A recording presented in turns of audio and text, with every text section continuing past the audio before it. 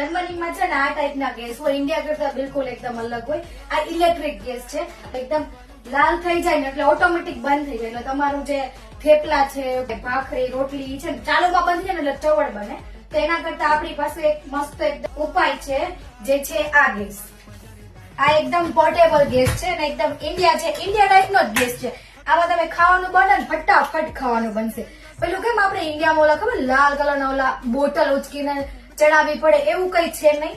આમાં છે ને આ ટાઈપની એકદમ ઈઝી ગેસની બોટલ આવે, એકદમ ચોટી ગઈ